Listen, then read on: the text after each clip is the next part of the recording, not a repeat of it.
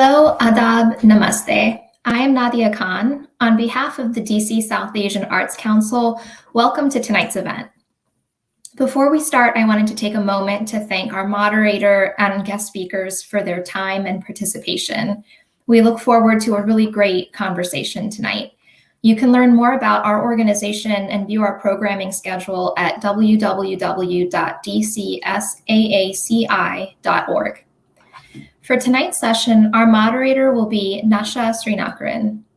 Nacha is a trained attorney with a background in social work and a strong passion for the arts. She herself is a visual artist and an advocate for using art as a tool for recovery and healing related to mental health challenges. Nacha believes that art helps create conversations around social change and social justice. Today, she will be moderating our panel of esteemed artists to explore what motivates their artistic process and how art intersects with their identities, South Asian, queer, female. The panel will explore how art can be used to recover and heal, and also as a tool for change. Nacha, thank you for accepting our invitation and moderating tonight's session. I would like to turn it over to Nacha now. Thank you so much, Nadia, for the kind introduction. I just want to thank everybody for taking the 1 hour tonight to watch us talk about how art can be such an important tool for advocacy, healing, and recovery. In closing of Pride Month and also in recent closing of Asian American History Month, DC South Asian Arts Council has collaborated with Khush DC, both South Asian organizations and social impact organizations. We are here to talk about healing and recovery as a method that can be attained through art. We have three wonderful panelists with various artistic expertise that I will introduce. Our theme for today is using artistic mediums for recovery as well as coalition building. And it's really within our organizational mission here at DC South Asian Arts Council to introduce artists of all backgrounds, specializing in various mediums, ranging from art to digital art to music. And in this panel, we'll be asking musicians, art therapists, how does art help with healing and recovery? Our first artist for the panel is Radhika Gore, Khush DC board musician and music educator, as well as dancer. Radhika is a musician, dancer, and educator from the DMV area. She earned her Bachelor of Music in Music Education with a classical voice and choral pedagogy focus from the University of Miami. She is currently working as an elementary general music teacher in Fairfax County Public Schools. Outside of work, Radhika likes to study Hindustani classical voice, paint, and strength train. Radhika has been learning Kuchipudi, an Indian classical dance form from the Kuchipudi Dance Academy since 2004 and completed their solo debut performance in June 2016. They're also an active Bhangra Punjabi folk dancer. During her college years, she danced on competitive collegiate, state, and independent Bhangra teams. Radhika also serves on the board of Khush DC as a social, political, and support group that serves the South Asian LGBTQIA+ community in the DMV. You can also follow her on Instagram, and we will share that later. Thank you, Radhika, for being on our panel. Thank you so much. I am very excited for this conversation because I think it is really important, especially in the South Asian community, to really talk about just the impact that the arts have, because I think there is definitely a stigma around having a career in the arts, and I definitely want to talk about that today. Yeah, we look forward to it. So on our next panelist is Amber. Hi, Amber. So Amber Maryam Pasha is a PhD student, therapist, trainee, and artist. Amber is a Pakistani, Irish, Italian visual and performing artist with a background in theater, including acting and directing, vocal, musical performance, poetry, and more recently, digital illustration. She is also a counseling psychology doctoral student with interests in South Asian and multiracial identity development, LGBT+ identity and well-being, and serving populations at those intersections. She is passionate about improving the quality and accessibility of mental health services for diverse clients, as well as promoting art as a tool for healing. Thank you, Amber. Thank you so much for having me here. I'm also very excited about our panel today and our discussion. Yeah, I'd love to hear about, mental health and recovery from a PhD student. Very exciting. Third on our panel is Sonali. Hi, Sonali. Sonali Jagane is an anti-trafficking officer and artist, and she grew up South Asian queer living in Riverdale, Maryland, and started coming out around middle school to others at the end of high school. Finding Khush DC and this community has been really healing and validating for her to express and grow at the intersections of being queer and South Asian. And Sonali has loved creating art ever since she was little. And she, again, is going to speak about how life experiences and finding Khush and a love for creating and expressing South Asian feminine queer love is going to really contribute to this talk here today on our panel. And as she continues to grow and settle into the community, she wants to create more art, which really is a goal for all of us. Outside of Khush, Sonali works in the anti-trafficking sphere, which we'll ask a little bit about since I've read a great diversity of resources on being victims of trafficking and healing through art. And let's go to our next venture, which is our panel. I just really want everybody to introduce themselves with the first question, which is, what is your medium of choice and how did it come to be? What childhood perspectives shaped it, and what adversities or family experiences or culture really helped define the artist that you are today? Okay, I can start off. Hi, everyone. I'm Radhika, as Nacha introduced me earlier. So as stated, I am a musician and a dancer, and my medium of choice really depends on how I'm feeling that day, what's been going on in my life. I am a music teacher, so that is primarily what I work with is, music. But dancing was a very personal thing for me that kind of helped me through my journey. I like to see music and dance as partners, kind of. I think they can exist without each other, but they just make each other a lot better. And I just think that they complement each other. So I'll talk a little bit more about music today, though. What I think is really special about music and a lot of arts is that it brings communities together. It tells us secrets from the past, like history and culture, and it heals people, like what we're going to talk about today. And sorry, I wrote some of these things out because I have a lot to say about this, and I'm just going to read off of what I wrote. If we look at it through a more scientific lens, there's music therapy. It's widely used to treat patients with physical and mental illnesses, but on a more human and emotional, like individual level, music asks us, I think I've discovered that music asks us to really be honest with ourselves before we can really share who we are. And that's kind of how I found myself. I was like, I'm not properly expressing myself. And it's because I was hiding these parts of me, these identities of me. I wasn't ready to accept who I was. And now that I'm, growing into the person that I want to be, accepting these shadows that I didn't want to accept, I find that I'm able to share myself with everyone better. So my medium of choice is music, but dance is definitely there as well. It's definitely a part of my healing journey.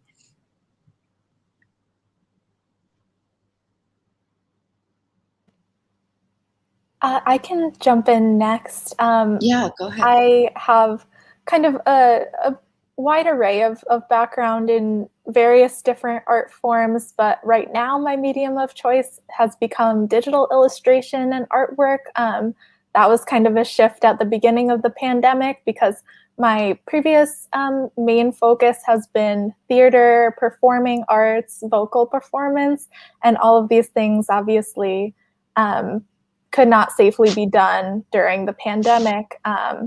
So that's kind of my background. And I think performing in particular is something that I've really been drawn to, just in part because it is such a incredible tool, can be such an incredible tool for social justice and social change, as well as allows people to just step into this entire other reality or life.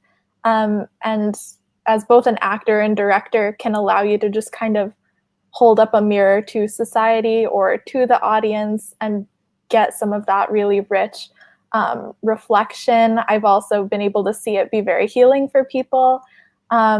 I think another interesting and important experience that I've had in my background with art has been I had the opportunity to work with a distance prison education program and kind of community program where there were art courses offered, there were creative writing courses offered, and within such an oppressive system and such a mentally damaging system to people who are incarcerated in prison, that I think I was able to see the power for healing that existed in art and the power for creating community there. So I think that in particular, in those dark places, in those oppressive areas of our society is where art can be one of the tools to promote healing. Wow, that's powerful. Thank you. Sonali, what's your medium of choice? Yeah, so I like doing traditional art. I like using like pencil, paper, color pencils. Throughout the pandemic, it's also kind of pushed me to get more creative with my art. And I've just been able to, through Khush, it's just kind of like find my identity and be able to express my identity through art a bit more than when I was growing up. I mean, I've always loved creating art ever since I was little, but it's definitely been healing just to kind of create that, I don't know, like that queer female art that I feel like in the South Asian community that I feel like I don't see a lot of, especially in a Western lens. So I don't know, I've just been excited to create that for myself and to be able to share with others that may also not have access to that kind of art. Absolutely. I recently, before this panel, during our AAPI panel, I read a study that was talking about how Asian communities are much less likely than their white counterparts to seek mental health when mental health is it's perceived as inaccessible, but also because of the stigma that the community has culturally. So, you know, the way that I speak about mental health is very different than how my grandparents would speak about mental health. And they just, some forms of therapy, you know, like Radhika spoke about music therapy.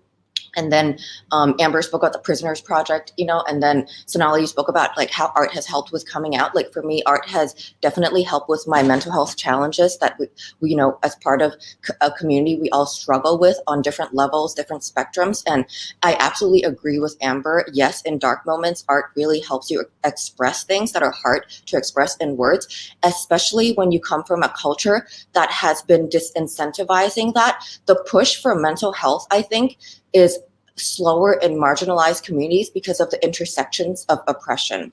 So I think art was a tool that, you know, I just picked up as a child, like, oh, I'm going to start painting. Like, I feel like I'm struggling with my mental health. Of course, children don't say that, but as you grow up, you learn to see artistic procedures and methods as a way to, oh, this is just something that I can definitely use that is positive, not a negative way to really heal, to, you know, to deal with this adversity. I chose something positive rather than negative, like art, you know, meditation, things like that. And Radhika, I was wondering, maybe you could add to that as a musician, you know, you can pick up a guitar or start dancing. Like for us, maybe it's harder because we need to, you know, like use more materials.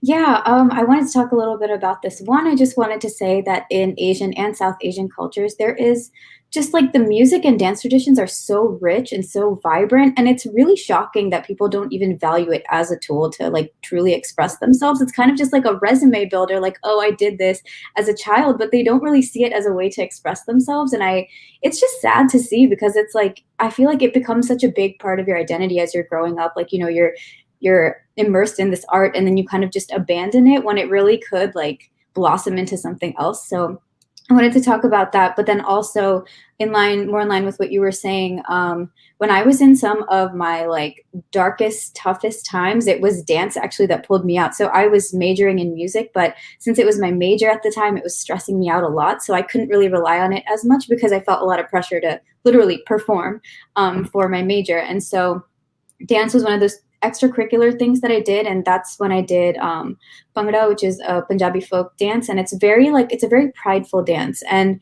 at the time that I started learning more about Punjabi culture and that dance, like I was probably at one of my lowest points. I was going through a lot of things and I didn't like who I was. My confidence was like not there. And to be able to like do this dance form, I had to really step into the role of like being prideful and being, happy with who I am. And so quite literally, I faked it till I made it. Like I was putting on this persona when I was on stage, and then I actually grew into that person who was like, I like myself. I like who I'm becoming. I like who I am when I perform. And so that was a huge part of my healing journey and like a big turnaround. Then I gained all this confidence through dance, and I was just like, I feel good about myself. I'm doing something that I love. Going on a little bit of a tangent, but it was just like looking back, I was like, I don't know what I would have done if I hadn't like just taken a chance and like joined that dance team, because I'd probably be a very different person. But it was definitely I needed that. I'll leave it at that. Yeah, wow. Thank you for sharing. So did you discover the dance team as part of the coursework, or how did you discover this as a tool? I grew up dancing, so it's, I'd done Indian classical dance growing up. So I already liked dancing. I did Bollywood, for fun when I was in high school. But I just happened to see one of their performances and I attended one of their workshops, and I was like, this is a challenge. This is new. I've never danced like this or used my body like this before. And so I was just kind of intrigued by it. And I was like, this is something that I want to dedicate some time to. So I knew I wanted to keep dance a part of my life because music was already my major, and those two, are my like art parents, I guess. I like to think of them. So I was just like, let's just do it. And it was just like, I was just lucky that I happened to like stumble upon it. Yeah, wow. So how did Sonali and Amber, so what are the ways that you found different tools to, better manage the art and the recovery through the art? Like, what are some instances where you came home from a really bad day and you're like, oh, you know what? It's really art that's going to help make this day shape up. When was that moment, and how have you learned to use that as a tool for recovery? That's a really good question. And I think there's not one moment that answers it. I'm trying to reflect on my life, and I think it's just been a series of moments and moments. I do come from, I think if I think about it, a very artistically inclined family. At least a lot of my cousins are very much better artists than I am. I admire their work so much. Yet also, like has been mentioned, it is kind of stigmatized as a career. So I don't know of any of my relatives who have a career in the arts. It's always looked on as a hobby. And I think growing up, that was something that was very ingrained in me. And I think over time, I did have these moments of like coming to art when I was struggling or having it be this comfort to me, this way of connecting with my culture. And with that, I think growing up and being mixed race, I felt in this kind of limbo, this weird floating middle space where I didn't really belong here and I didn't really belong there either. And feeling like, I don't know, I think this is maybe a fairly shared experience with mixed race people, is that oftentimes we don't feel like we're enough. So growing up in a predominantly white town, even being fairly light-skinned, feeling like still I'm not white enough, and within my family or within my mosque or within my other cultural communities, feeling like I'm not Pakistani enough and I'm not South Asian enough. And so I think art has been able to connect me with so many other people who both share that experience or other people from my cultural backgrounds, and has just provided that healing connection. Like, for instance, this panel and being told by a friend about Khush has been some of those moments for me of healing through connection. So it's not even necessarily just the art itself that heals me, but it's specifically the connection that the art has brought me that has been healing. And has allowed me to kind of gain more confidence and work through some of those, I think, racial struggles and self-doubt and questioning of identity that I have had and continue to work through. Wow, yeah. Yeah, so much of that resonated. I think for your first question, Nacha,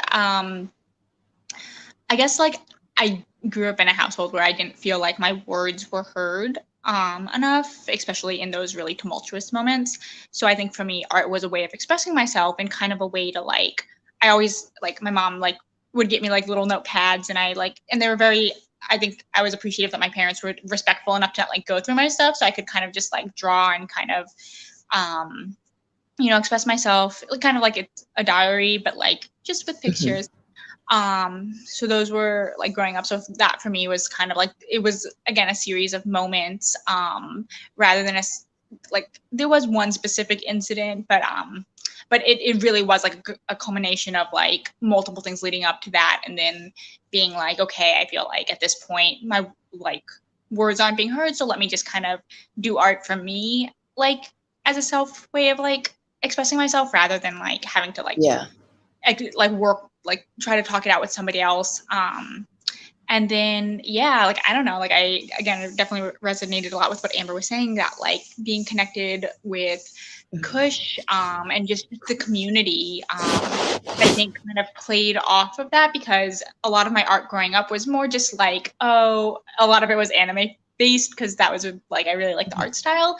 But then finding Khush, it just being validating and being like, okay, here's your community. I'm like, oh, now I want to express what I'm surrounded by. And it's just a lot of like, that love, that community, that connection, that I'm able to now like, I want to represent this in my art and share this. And I feel more confident now that I feel connected to a community.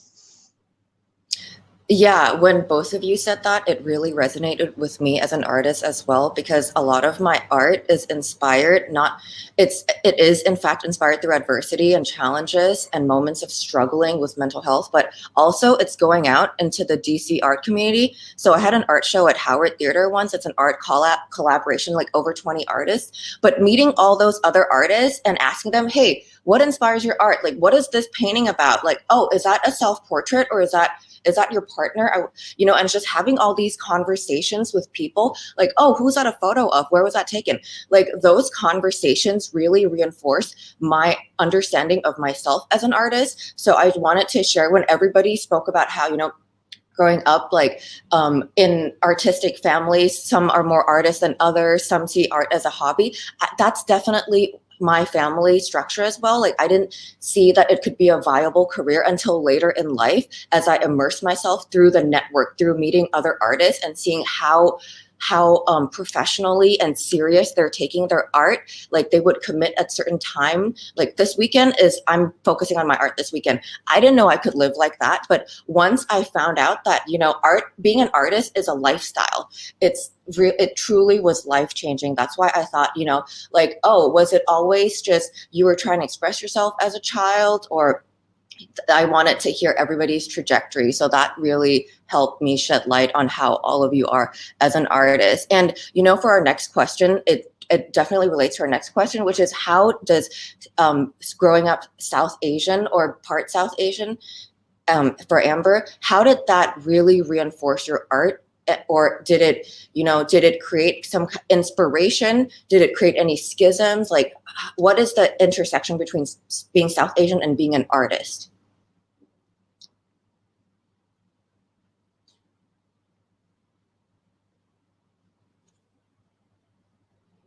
I can take this one. Go ahead.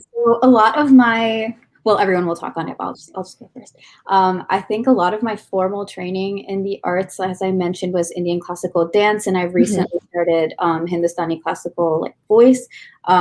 Growing up, I did do that on and off, but I never really found a teacher that I could stick with. And now I'm really just blessed to have found the teacher that I found. And I think we found each other at the right time for me to be able to fully, immerse into that art form. So a lot of my background in the arts is just South Asian arts. In terms of the intersection, I did struggle with identity a lot in college, especially when I went to music school. Most of my peers were white, and I never really saw people who looked like me. A lot of stuff would slide, racial comments, all that kind of stuff. And just people just not being aware of other cultures around them. That was like a very difficult thing for me to navigate, because all of my like Desi South Asian counterparts were like doing comp sci or like med school. And so like our schedules never, and I just kind of felt out of place everywhere that I was. And then I was like, and I also had people being like, you need a plan B, like you're not going to make money, like this is not. And I was like, why are you telling me that? Like my parents support me fully. Like, thanks for your concern, but also no thanks. Like, this is not helping me. This is making things worse for me. So it's definitely like my roots. Like I am South Asian, and I'm so proud of like my heritage, and like performing South Asian arts just makes me feel more at home, like myself. And I connect with my family through that, because I have, musicians and in my family as well. So it's something that brings us together. But at the same time, it has been difficult, like in this country, not knowing a lot of other South Asian artists who like really take their craft seriously. So again, as Amber and Sonali were saying, like it was really nice to find this community and even just talk to both of them right now. Like I feel very validated, and like there are more people like me. So it's really nice.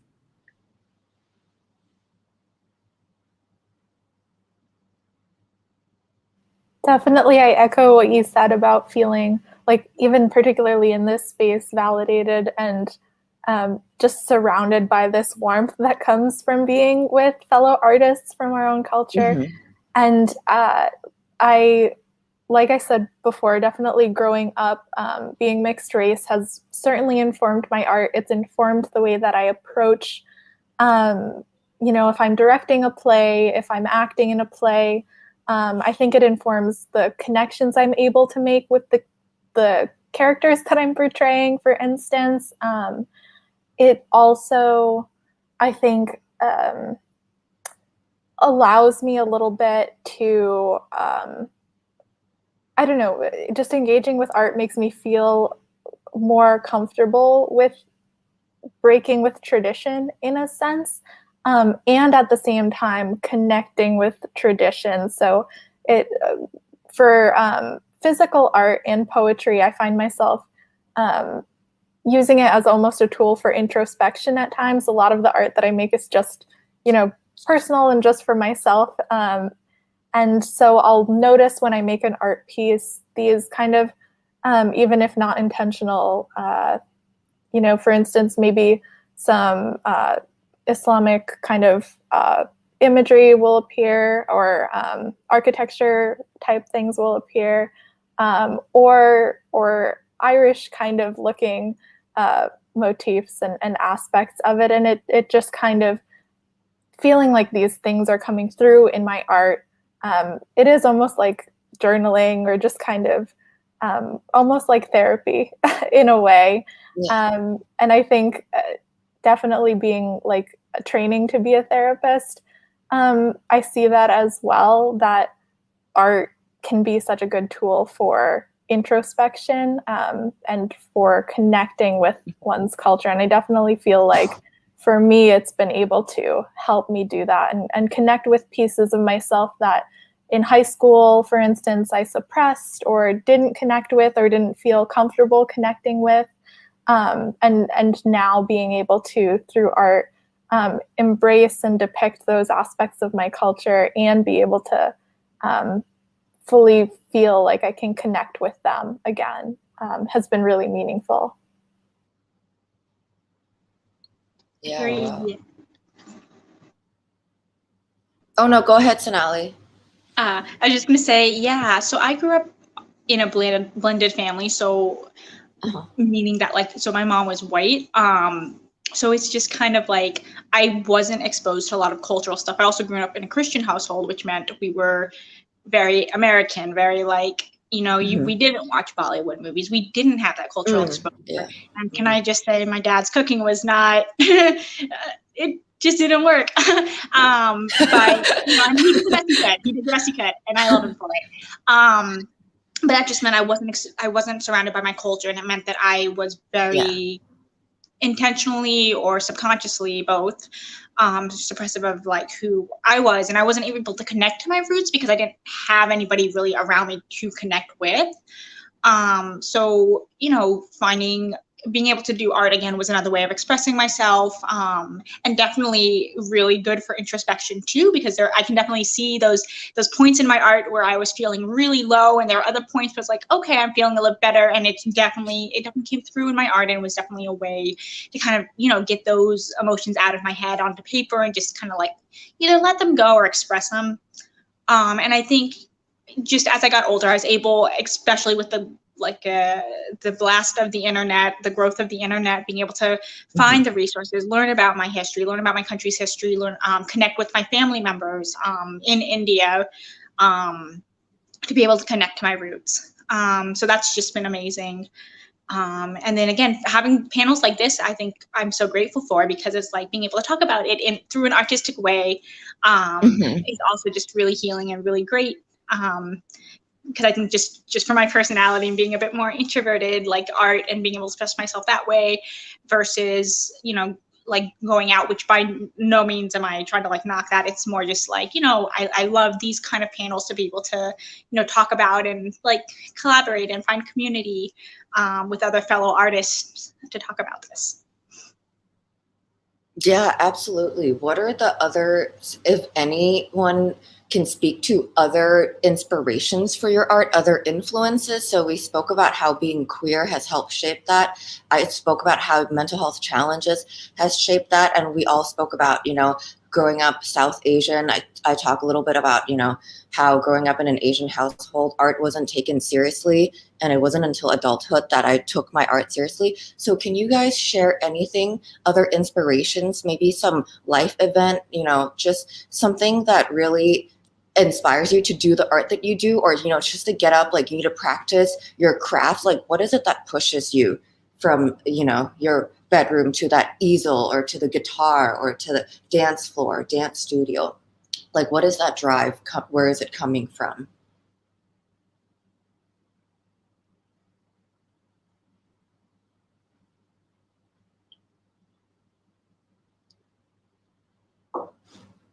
Anybody want to volunteer? Oh, Amber, go ahead. Sure. I think always for me, it's coming from a place of connection, whether that's connection directed towards others, like it was particularly at the beginning of the pandemic, but also through my work in theater, wanting to connect with an audience, and through the prison program, wanting to connect and provide that connection, and have that shared relationship. Always from a place of wanting to connect with either others or with myself from that place of introspection. Yeah. So do you do art therapy with your clients or students that you work with? I'm just so curious from reading your bio, and I'm going to ask other questions related to this too, but I was just so curious. Do you utilize art in therapy training? Or is it something that you do outside of therapy training? So far, to give context for folks watching, I'm in a PhD program for counseling psychology. And part of that is that I am in training to be a therapist. That's one component of my program, is that we get trained. So far in my experience, I haven't gotten trained in things like art therapy or drama therapy or things like that. But I will say that there are absolutely ways that I could see working creative expression into the therapy setting. And in the research that I've read, particularly like recently, I was reading research.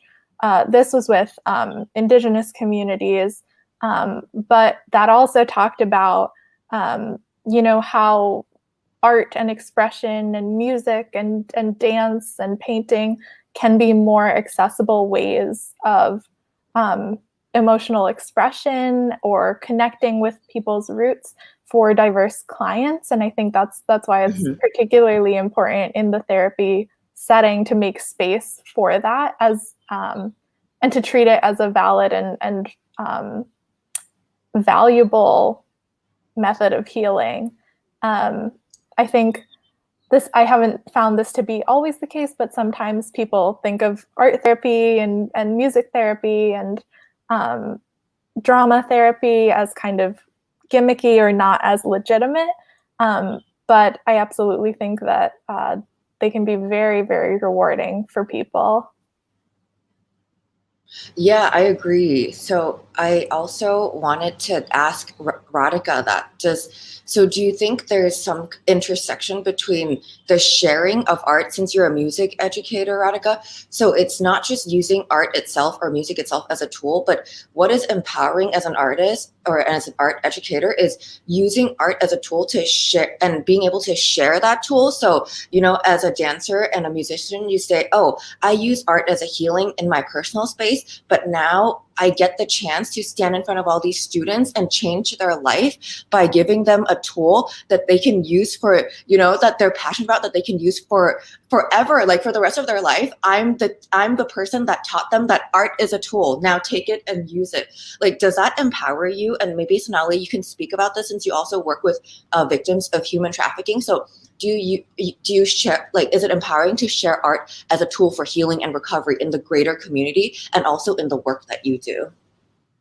Yeah, so there is an intersection. I'm not a trained music therapist, but we do focus, and especially now with the pandemic and virtual learning, we're going to be shifting a lot of focus to social and emotional learning because students just haven't had that chance to connect with each other in a really long time. But I do think about it. I mean, when I'm having a rough time in general, it's like I go to work for the kids. It's for the kids. It's not for me. It's not for money. It's for the kids. Like, I go because I quite literally feed off of their energy. Like, them having fun equals me having fun. So making class as fun as possible and seeing them just have a great time, sing their hearts out, dance their hearts out.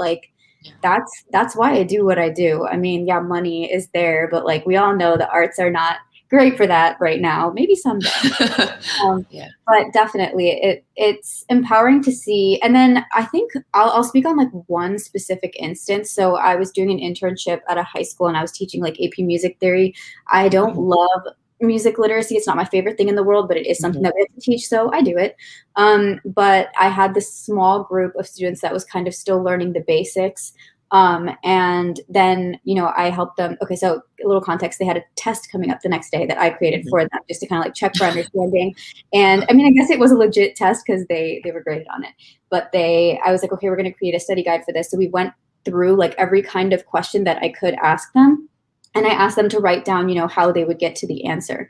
And then we went over their study guides, and it was really cool to see students sharing the different methods that I had taught them. But then there was a student who was stuck, they were like, I'm not really sure how to do this. And then one of my students just jumping in and teaching them really quickly without me having to interfere at all. I was just like, you know what? They're learning how to be independent. They're learning how to relate to each other, how to teach each other. More than being a star musician, the fact that they're able to help each other and just I don't know, communicate with each other in such a healthy way and help each other out. That's really what I like to see. They were using a method that I probably mentioned once, but it's cool to see, I'm on a rant, but it's cool to see the students using different methods that work for them and then coming together and sharing oh, I do this way. Oh, I do this way. And they get that whole picture of music. So long story short, it's nice to see students just take in what I teach them, but also how I teach them so that they can, help each other out or whatever it is, just be able to communicate well with each other. What was the method? Oh, I'll just ask you that till Sonali pops back on. So what was the method that you were trying to teach them that was different than what they were, for this AP music literacy test that you're talking about? So everyone is kind of just a different learner. Some people learn through visual, some people learn by using numbers, some people learn best orally. So they were just able to, I had a student who was really good with numbers, and he was like, okay, this is how I'm calculating this distance between this interval. And others were like, oh, I'm just hearing it because it sounds like this, whatever. Oh, I see. They were able to give each other that full picture of you can look at it this way or you can look at it this way. And the fact they're able to share it and they're not pointing fingers and saying, no, this is wrong. Just being oh, you know what? I never considered this perspective of things. It was really cool to see because I was like, oh, my impact, So I want more moments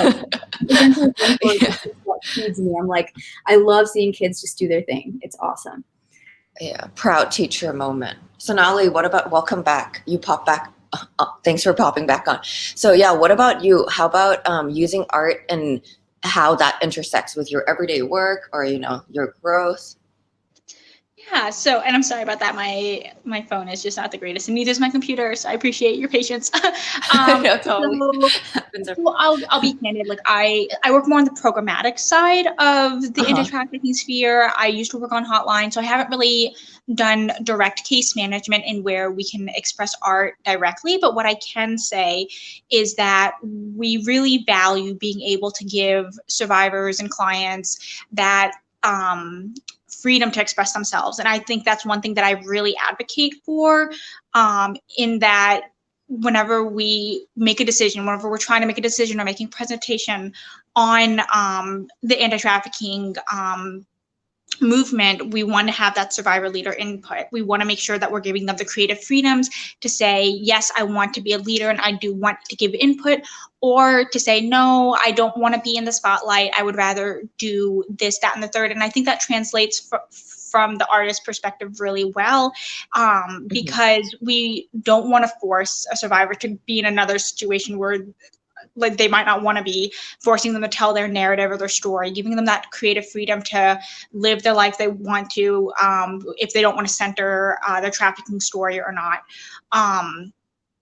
And then the other way that I would say that art impacts my work is that I do get to create certain little things. Like I've helped create like a presentation. I've helped create some other documents, and just being able to have that creative freedom to create the flow of the design of the document or the presentation, I think I'm really, really grateful for, because I do like being able to express myself.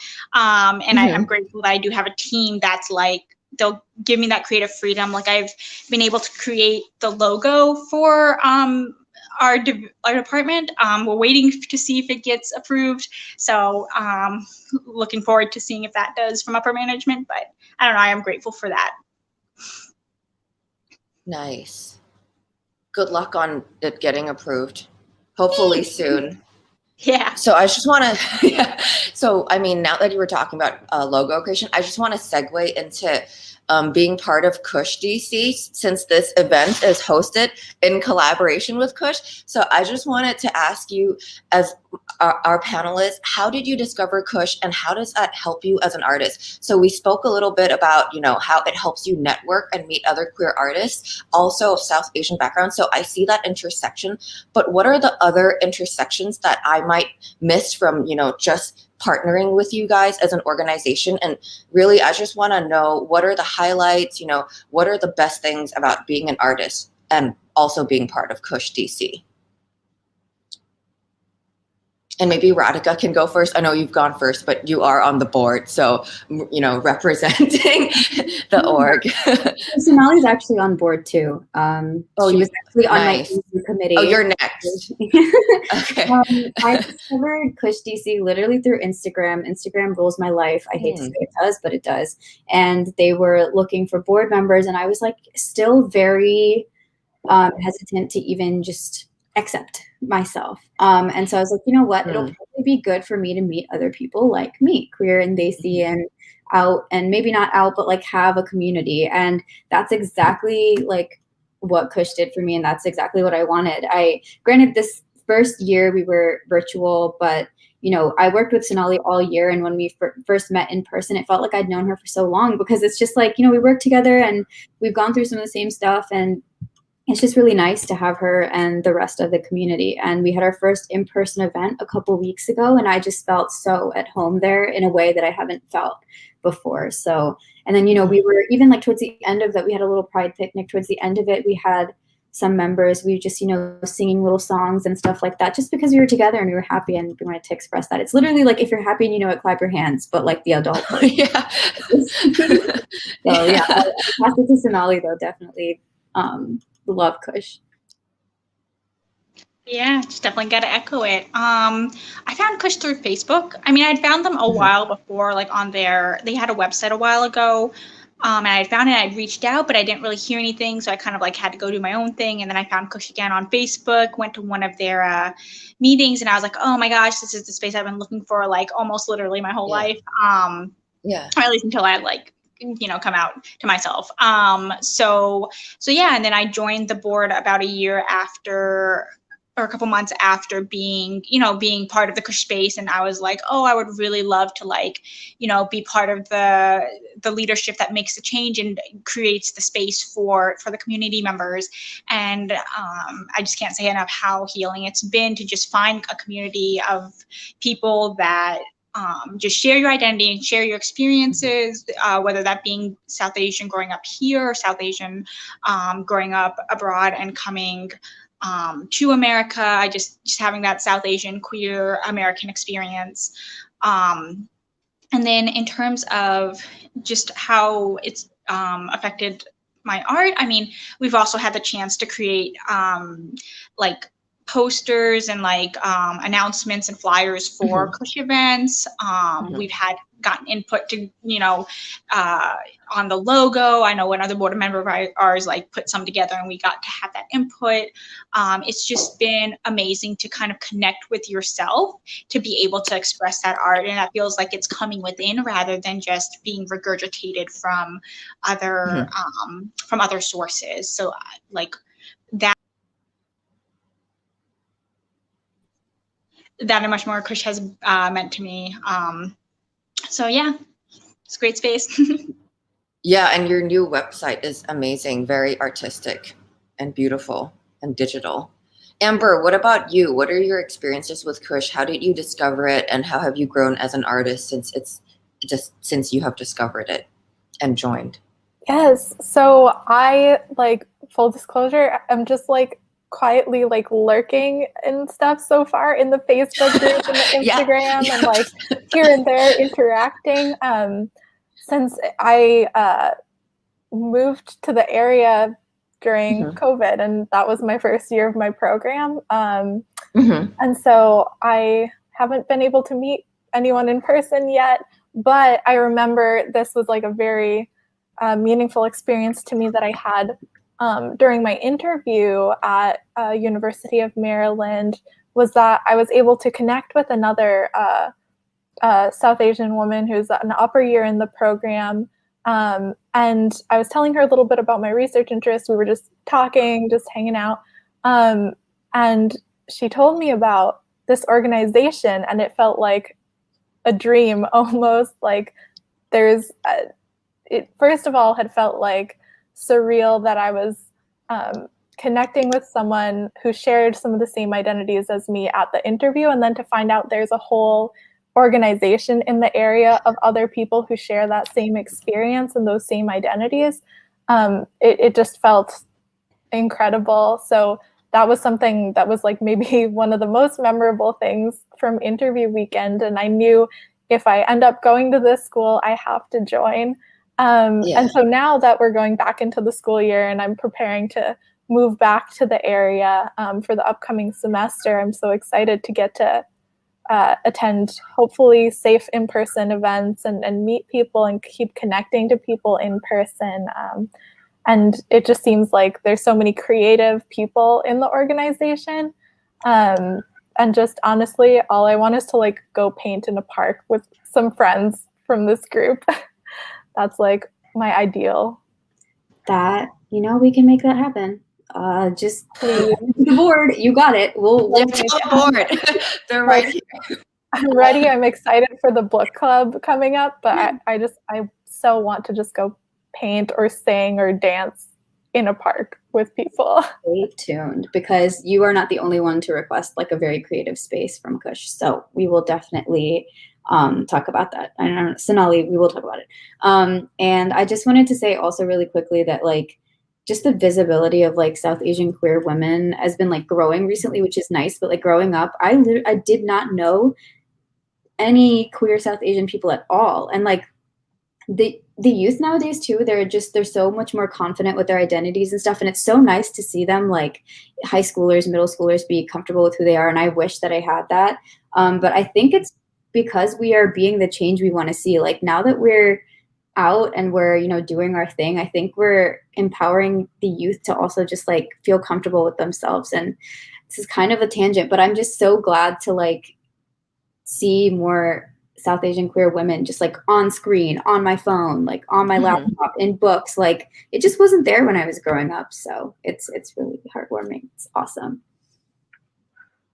I totally agree. I think we took it to social media to create advocacy and changes. And now the younger generation, like Gen X's, no, I think they're Gen Zs. We're Gen Y. Yeah, they're Gen Zs.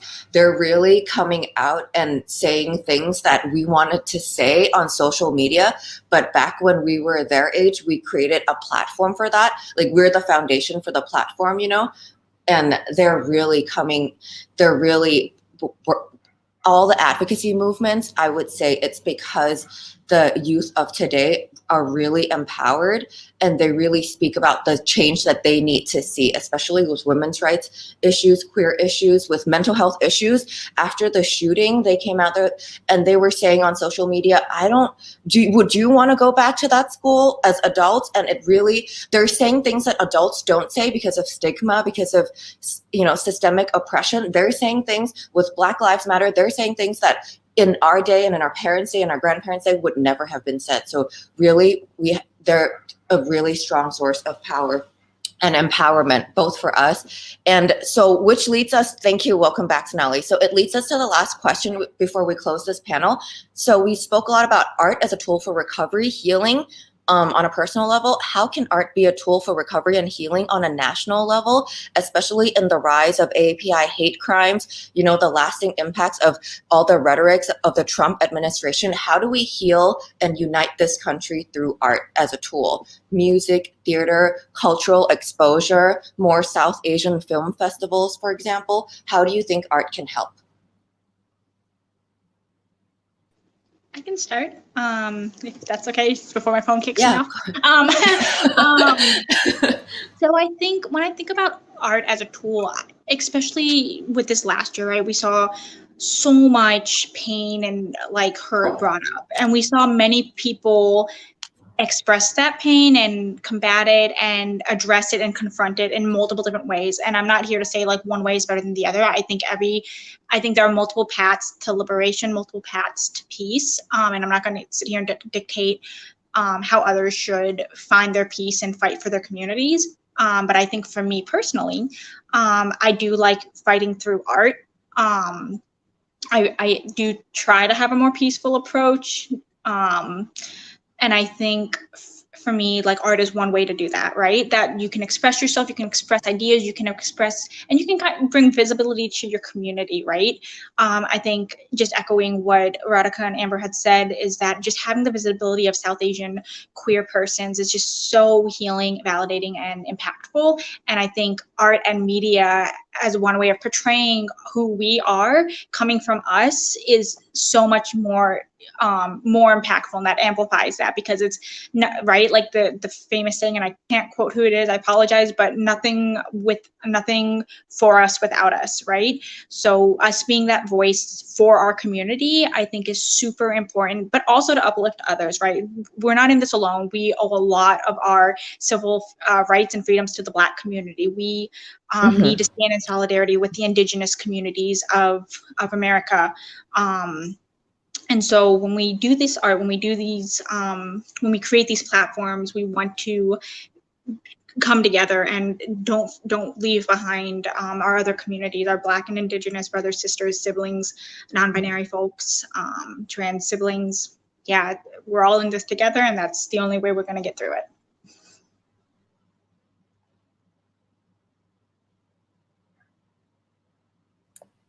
I think for me, especially, I see theater as being a really useful avenue of achieving social change and engaging in social activism. I think it just is this, for the actors and the director and the production team, this exercise in empathy. You have to be able to empathize with another person's experience in order to play that person. You have to be able to empathize with another person's story to tell that story.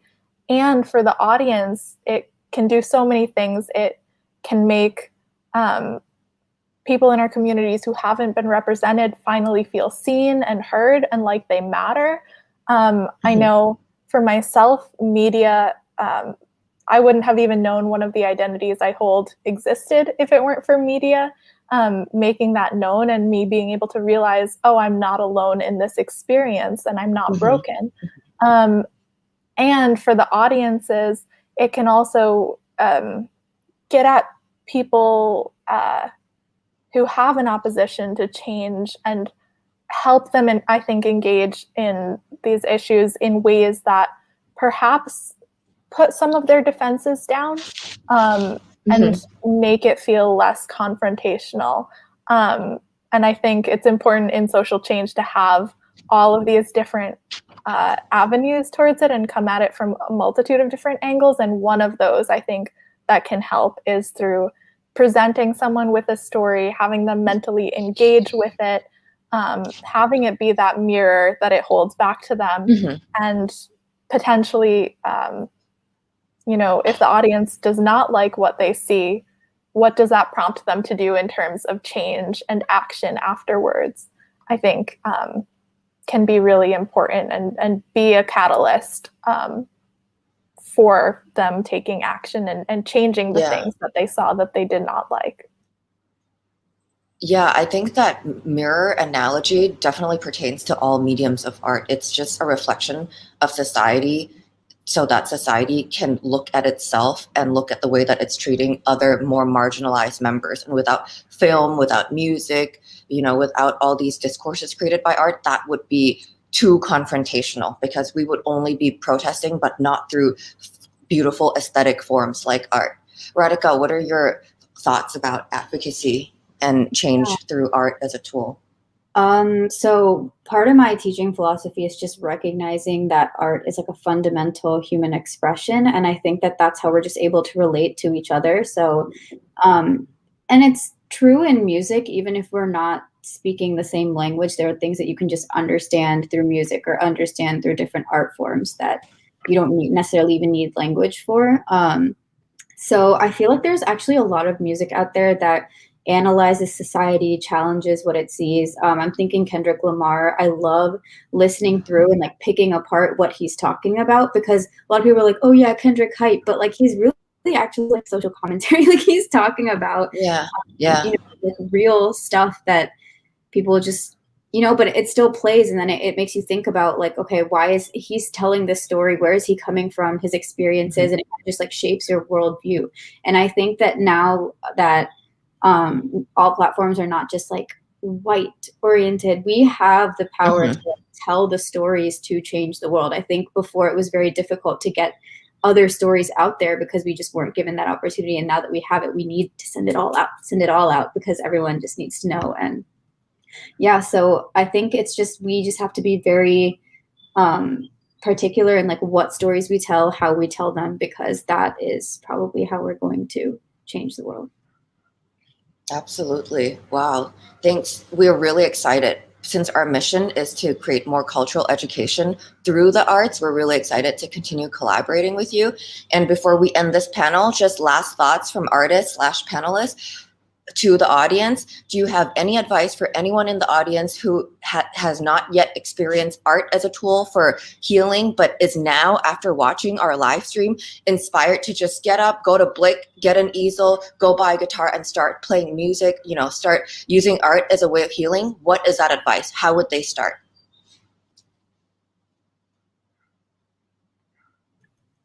I can go first really quickly. I'll just say that don't have super high expectations for yourself, especially if you're starting out. Like this is something you're doing for fun.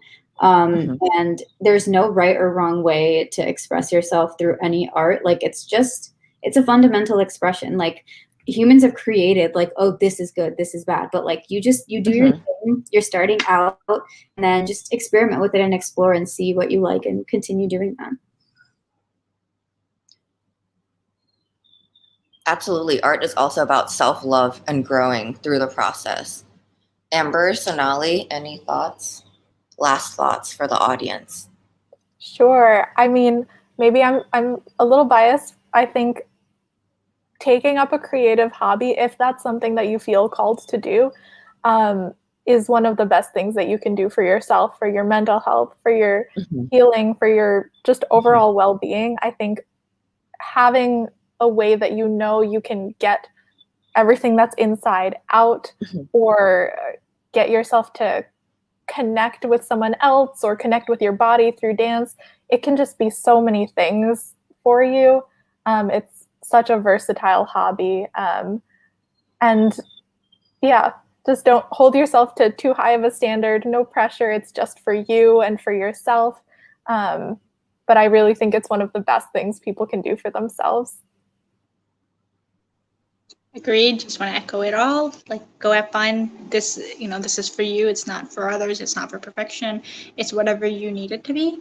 And yeah, you'll get to where you want to go. You just got to keep going.